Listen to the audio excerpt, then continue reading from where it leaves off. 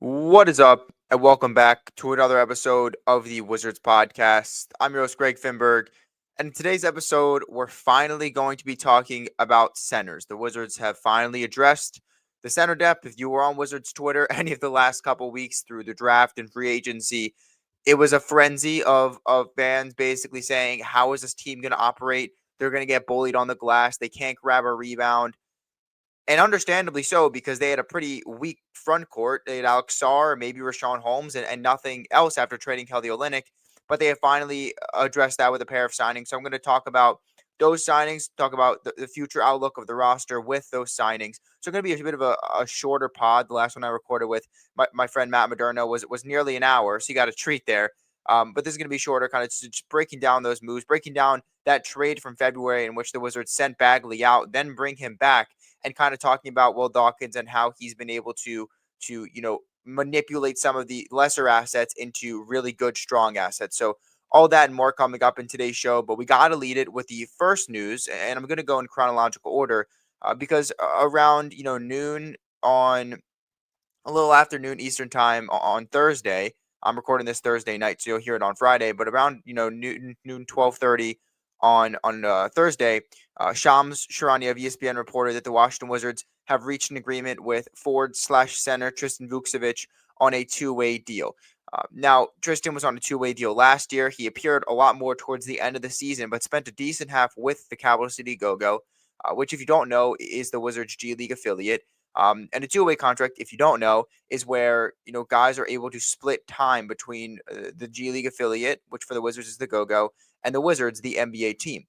Now, Tristan on the two-way deal will have a maximum of 50 games that he's eligible to be active on the Wizards roster. So he can't be your full-time answer at backup center, and the Wizards knew that. But nonetheless, it's still nice to bring Tristan back.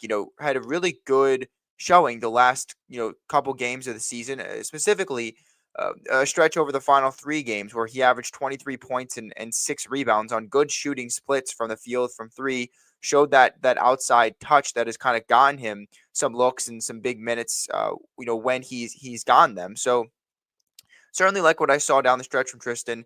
His best game as an NBA player came in the finale, where Bob Carrington hit that game winner at Miami and the Wizards won. That may or may not be the difference of them getting Bailey or Trey Johnson. That can be a discussion for later. I will say I'm glad they won. You want to win. Bob had a great game winner, great game there. But Tristan had 28 points, 11 rebounds, and 5 assists. Shot 4-6 from three, 9 of 12 from the field against Miami when he had, played heavy minutes at the center position. So certainly didn't play Miami's best, but he played his best. And I think that could be a sign of things to come. Tristan has a lot of potential. I believe he's 21 still, maybe a little bit closer to 22. So on the older side of some of the younger guys in the Wizards young core, but nonetheless still relatively young. 42nd pick from Washington 2 years ago, entering his third NBA season. So I'm glad they brought him back. They tendered a two-way qualifying offer to him, eventually bring him back on a two-way deal. He's got good touch. He's got to work on some things, but I really do like his ability to shoot the ball. He can score from mid-range. He certainly has an outside jumper. He showcased that towards the end of the season.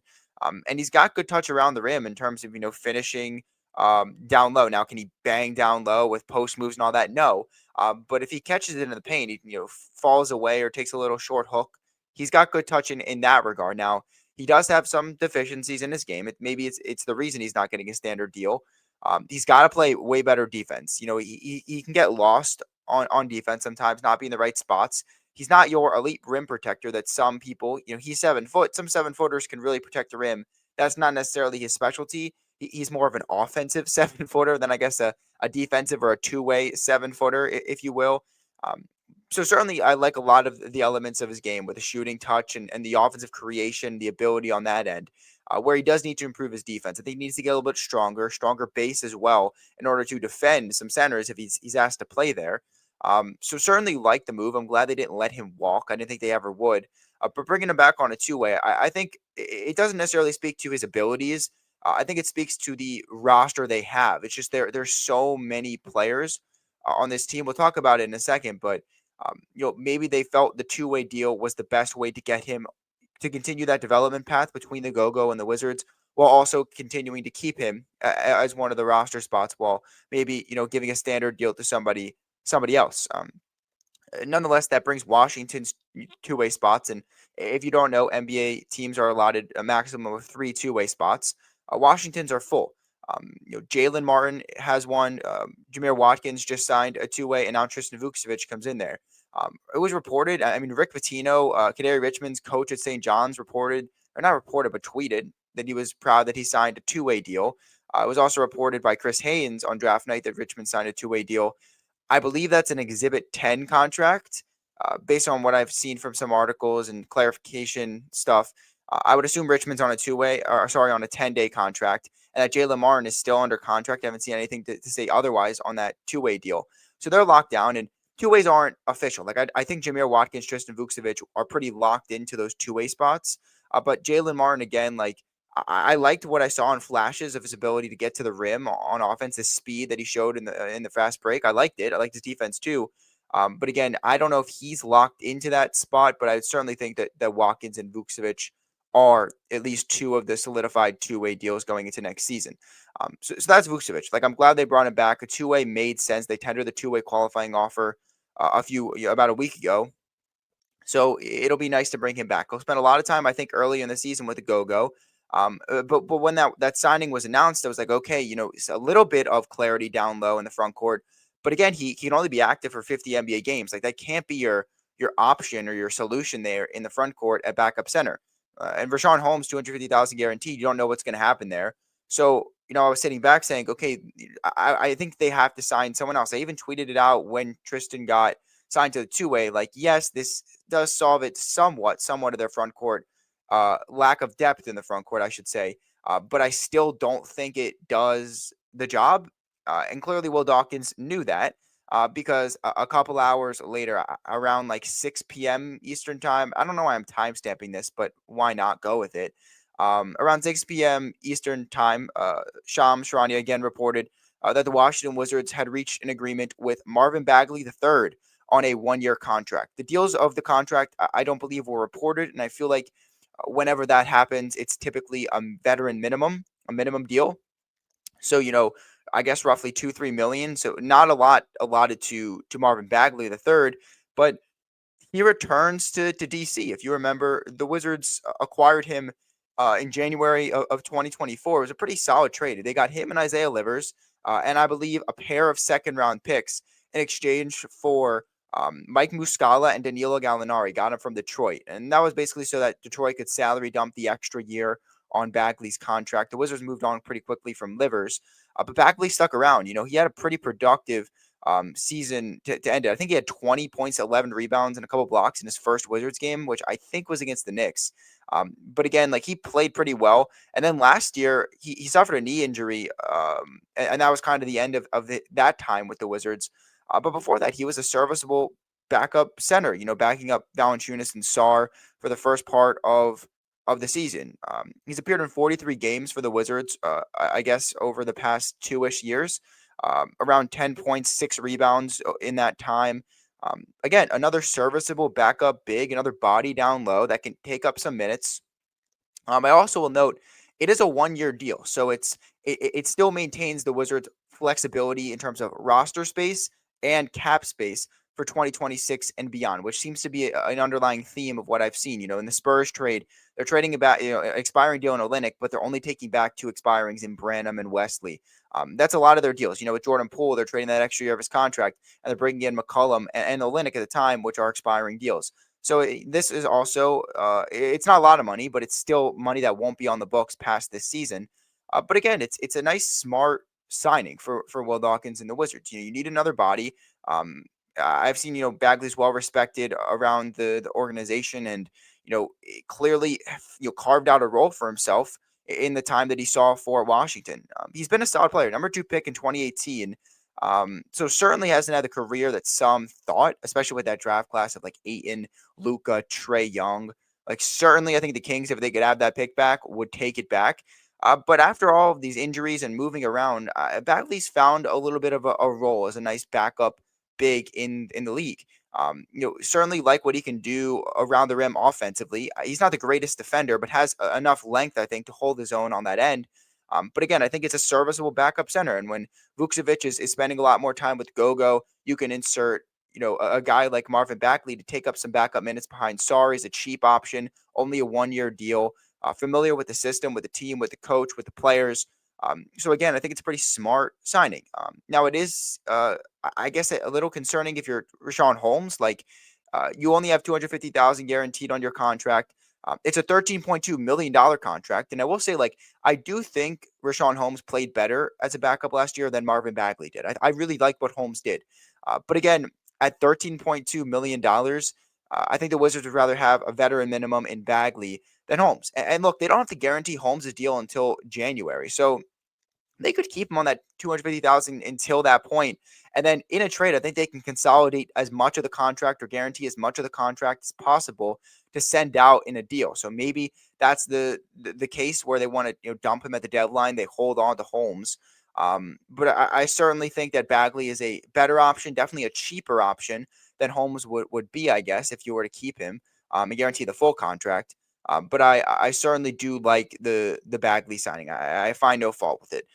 But what it did do, and I wrote this article for Bullets Forever, so again, you can always check out my work there. A lot of other great writers there as well. But my article, I wrote the article about Marvin Bagley signing, and when I was writing it, I recalled that just 5 months ago in February at the deadline, the Wizards sent him out in that deal to get Marcus Smart and the first round pick. And I was like, you know what? Let me look at what that trade is now, because the Wizards have made a lot of moves after the fact. And so the package that they had gotten, they've done a lot with, and pretty much a new package. So I wanted to break it down to kind of see how good the trade was, because at the time, like, getting a first round pick for what they sent out was great. The fact that Memphis had a really bad middle of the season and then somehow made the playoffs as the 8 seed, got the 18th pick. Pretty much the best case scenario for the Wizards happened. So I decided to break it down. And here's the updated trade. And I'm going to just break down the trade, and then I'll try to make it easier to understand it a bit. But basically, the Wizards sent out a 2025 second round pick, Johnny Davis, and Marvin Bagley III, all traded to Memphis.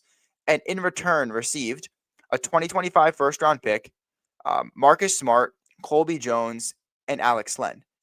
Furthermore, from that deal, the 2025 first round pick via Memphis turned into the 18th pick, which they then traded for Will Riley, the 21st pick, Jameer Watkins, the 43rd pick, the 2021 and 2032 second round pick. Marcus Smart, who they got in the deal, was paid him last year, and then $21.5 million expiring deal this year, can be a solid vet mentor. There's also interest in him in trade, so they can maybe get some more assets and expand what they've returned. Colby Jones, which they turned into Dylan Jones, and a 2029 second round pick via Houston, and Alex Len. All of that for Marvin Bagley, Johnny Davis, and a 2025 second round pick. I mean, that's pretty fascinating to think about. It's pretty crazy that Will Dawkins has somehow did that, getting all of those assets. And they waived Alex Len, but that's beside the point. Like, and then after it, baller move, you just re-sign Bagley 5 months later. Like, oh, here's Bagley. And I will say, like, Memphis made the trade to dump the extra year on Smart's deal, and then obviously have cap space to make some moves this offseason. That's why they attached their first round pick. However, what the Wizards got back, that doesn't diminish it. Like, they had the cap space to take back a bad contract in Smart. They got the 18th pick, traded back, and got 3 extra seconds, one being Jameer Watkins. Will Riley with the pick that they got at 21 via Utah for the move back. They picked up another second-round pick and Dylan Jones for Colby Jones, arguably picking up the better player in that trade and also getting a second-round pick. And all of that, Johnny Davis is one of the biggest busts of the century. 10th pick in 2022, I believe, and he's damn near out of the league. I mean, he's in the G League, I think, for the Westchester Knicks, but basically sending him and a second round pick to get a top 20 pick, Marcus Smart, Alex Len, Dylan Jones, Will Riley, Jameer Watkins, and 2 seconds.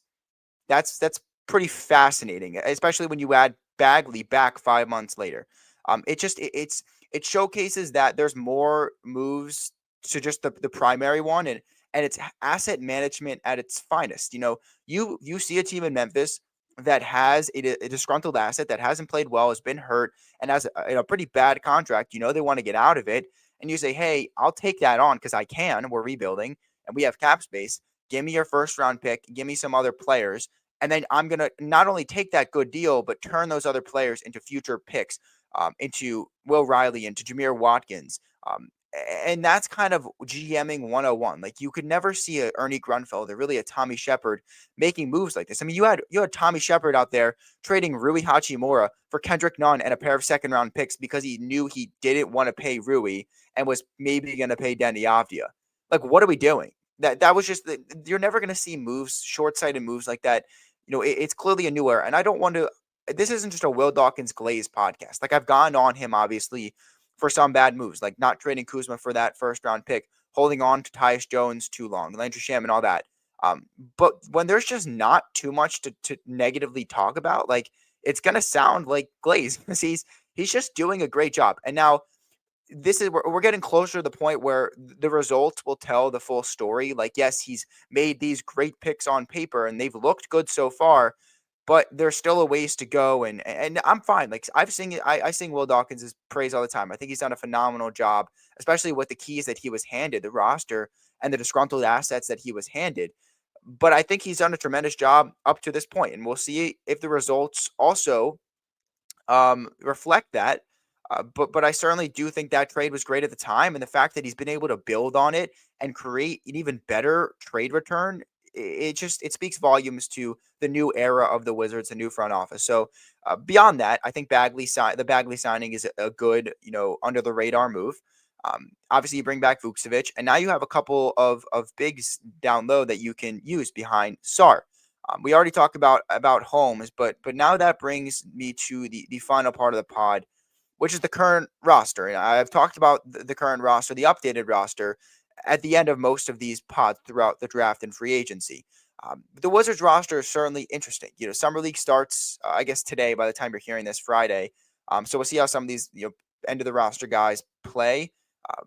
But in terms of the roster, the Wizards currently have 18 standard contracts. NBA teams by opening night need to be down to 15. So some roster cuts, waves, or trades will have to be made. Whether they consolidate a few players for another bigger expiring contract, maybe get some picks. I have no idea. But they are at 18 standard deals, need to get it down to 15. There's two-way spots are full at 3. And you're only allowed to, I believe, carry 21 players on your roster throughout training camp and the offseason. So they're at that 21 player mark. So certainly I think some moves will be made. They don't have to be made just now. Again, they have a lot of time before training camp, or I should say before opening night, to really, round out this roster. So I know a lot of people want these cuts, these trades to be made now so they know exactly what the Wizards will have, by late October. But I should warn you that they don't have to make these moves now. They probably won't make these moves now. They'll kind of take these guys into training camp like they should and see what they have, see who should stick, who maybe they could part with. The roster stands as follows. Guards: Bub Carrington, CJ McCollum, Trey Johnson, Marcus Smart, AJ Johnson, Dylan Jones, Malachi Branham, and Blake Wesley. Wings: Chris Middleton, Bilal Coulibaly, Keyshawn George, Justin Champagnie, Corey Kispert, Will Riley, and Cam Whitmore. Forwards / centers: Alex Sarr, Rashawn Holmes, and now Marvin Bagley. And then your two ways: Tristan Vukcevic, Jameer Watkins, and Jalen Martin. Like I said, that's 18 standard deals, 3 two ways. They're at the 21 player threshold for offseason and training camp rosters. Again, they have a lot of wings. They have a lot of guards. And the biggest question mark was, how are they going to address the front court? And they have, I think they have enough. I think they have enough bodies down low. Like, I don't know if they're satisfied with it, but Sarr certainly will be your starting center. Whether you view him as a power forward or a center, the Wizards don't care. I think he's going to play center, at least to begin the season. You'll have Marvin Bagley to come in as a serviceable big. It's proven that he can back up centers. He did it for Sarr and Valanciunas last year in the league. So you kind of lock that down, a 1-year vet minimum deal. You could always bring Tristan Vukcevic up if, unfortunately, there is an injury and you need him to eat up some games and some minutes. He can very well do that for you on a two-way. And maybe the Wizards are fine with that. They could also keep Holmes around. But again, it just keeps getting harder and harder to believe that's going to be the case, especially with pretty much all of his contract non-guaranteed. The fact that they have a lot of young guys competing for the last couple roster spots, maybe that they now that they have Bagley, they have Vukcevic on the two-way. They decide that Holmes is a little bit more expendable, and they can maybe part with him a little bit easier. Now that obviously they have some semblance of depth down low. Um, so again, just to round it out, Vukcevic resigns on a two-way. Bagley returns to DC on a one-year veteran minimum contract to back up Alex Sarr. Richaun Holmes definitely on the firm roster bubble now with only $250,000 guaranteed on that contract. Then also broke down that updated roster, 18 standard deals. They need to get down to 15 at some point, so definitely some moves to be made in the future. Two-way spots, all three are full, with Vukcevic now signing and taking up that third. So that's going to do it for this episode. A little bit of a shorter one, but definitely wanted to give some thoughts on some of the deals they made to shore up the front court, because I've been getting a lot of comments, some great, some not so great, about the front court depth or lack thereof. So I wanted to definitely do a pod addressing that. By the time you're hearing this, it'll be Friday. So the Wizards are going to be back. Wizards basketball is back today. They will be facing off against the Phoenix Suns at 9 p.m. Eastern time at the Thomas and Mack Center in Las Vegas to kick off the 2025 Summer League campaign. The Wizards should be a favorite in Summer League. They have 7 first-round picks from their last 2 drafts on their roster. A bunch of other guys I'm intrigued to hear about and watch play, like Kadary Richmond, who's on an Exhibit 10, Keyshawn Gilbert, Liam Robbins, 7-footer. Maybe he's a two-way or go-go candidate. I'd like to see him. We broke down the full roster in depth with my guy Matt Moderno in the last episode, a little bit towards the end. So if you want a full breakdown of the full roster, be sure to listen to that. But certainly excited to see the Wizards play. I'm excited to see Trey Johnson. I'm excited to see Jameer Watkins of O'Reilly for the first time as Wizards. I'm also excited to see some of the second-year guys. Like Bub Carrington, almost had a triple-double in his first Summer League action last year. Keyshawn George, I'm excited to see kind of how he's grown and maybe his shot creation game, how that three-point shot has evolved. Obviously, I think a lot of fans are expecting domination from Sarr, especially after last year's 0-15 Summer League debut and some of the poor performances from there. But I'll just warn, like, sometimes, it's not the environment for these guys. And again, Summer League takes are wild. Again, you had the Kwame Brown comps flying. The takes were flying hot after Sarr's game. And I try to temper those and tell them, you should take this back now. And then he ends up making all rookie first team as a really solid end to that rookie season. Cooper Flagg tonight had 10 points. I think it was 5 of 21 from the field. Not good in his first Summer League game. Now, if you actually watch the game, Cooper Flagg played well. He just couldn't make a shot. Wemby was 2 of 13 in his first Summer League game. So, I will warn, don't expect Sarr to look like prime Wilt or prime Shaq out there. I expect him to play way better than he did last year, and I expect him to be pretty clearly one of the better players on the court. But I would temper the expectations. Don't expect him to purely dominate everyone just because he's a second-year player. But certainly excited to see some of those guys. Dylan Jones, that's someone I'm excited to watch. Maybe a roster bubble guy. Really intrigued about that. AJ Johnson, let's see what kind of leap he can take in year 2. So some intriguing storylines on that. I do have something to go to. I do have a thing on Friday. I'm going to try my best to watch the game and live tweet it. Certainly, if I had to make a prediction on the starters, I guess I'd say Trey, Bub as your backcourt, and then Riley, Sarr, and George as your forwards and center, I guess. But I will say I'm going to try my best to live tweet the game and obviously watch it as best as I can. Bijan Todd, my good friend, I know I don't know if he'll be there, but he'll be covering. Chase Hughes should be there for Monumental, so be sure to look out for some of their content as well. But that's going to do it. I'm excited. Wizards basketball is back. They signed Bagley. They signed Vukcevic. And now we're kind of going in from the offseason to Summer League. Let's see some of these end of the bench guys, see if they can stick at the end of the roster. But certainly the second-year guys, the rookies, that's kind of the main storyline, the intrigue for the Wizards and their fan base on Friday night. So a lot of exciting stuff coming up. I'll try to do probably a recap pod after the first 2 Summer League games. So maybe you'll get to that around Sunday or Monday will be the next time you hear from me. But again, that's going to do it for this episode. The support's been great on the YouTube channel. Again, if you're watching this, please go hit the subscribe button. We're closing in on 500 subs. If you're listening on Apple, you could also, be my friend. Go over to YouTube, hit the subscribe button, turn the notifications on. Make sure you're watching on YouTube as well, if that's kind of your route. If you just want to listen, that's fine too. I appreciate your support in all kinds. but YouTube is there for you if you want to subscribe and watch it there. That's my spiel. That's my plug. But now I'm going to actually wrap up the pod. Bagley back, Vukcevic back, Summer League hoops back, Wizards back. Exciting time in Wizards basketball. It's going to do it for this episode. Thanks for listening, guys. Go Wiz.